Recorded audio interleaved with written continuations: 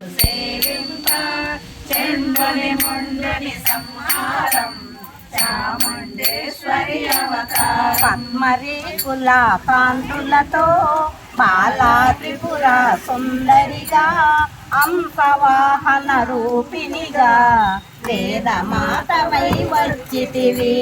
వేదవతులను ధరించి అక్షరమాలను పట్టుకొని భక్తి మార్గము చూపితివి. జ్ఞానజ్యోతిని నింపితివి. అన్నదానీశ్వరిగా కాశీపురమున కొలువుండ ఆది విష్ణువై వచ్చాడు సాక్షాత్ పరమేశ్వరుడు. కదంబవన సంచారిణిగా కామేశ్వరుని తలతముగా కామితార్థప్రదాయినిగా కంచిగా శివుడైనావు. చక్రరాజ నిలయముగా శ్రీమద్రిపుర సుందరిగా సిరి సంపదలు ఇవ్వమ్మ శ్రీ మహాలక్ష్మిగా రావమ్మ. మణిద్వీపమున కొలువుండి మహాకాళి అవతారముతో మహిషాసురుని చంపితివి.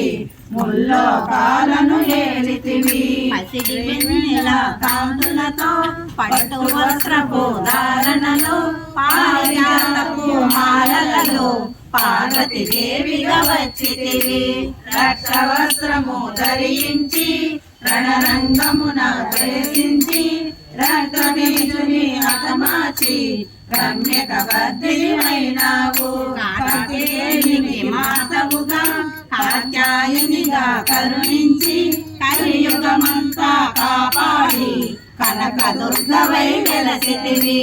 రామలింగేశ్వరు రాణివిగా రవికుల సోముని రమణివిగా రమావాణి సేవితగా రాజరాజేశ్వరి అయినావు. ఖడ్గం శూలము ధరించి పాశుపతాస్త్రము చేబూని సొంబని సొంపుల దునుమారి వచ్చింది శ్రీ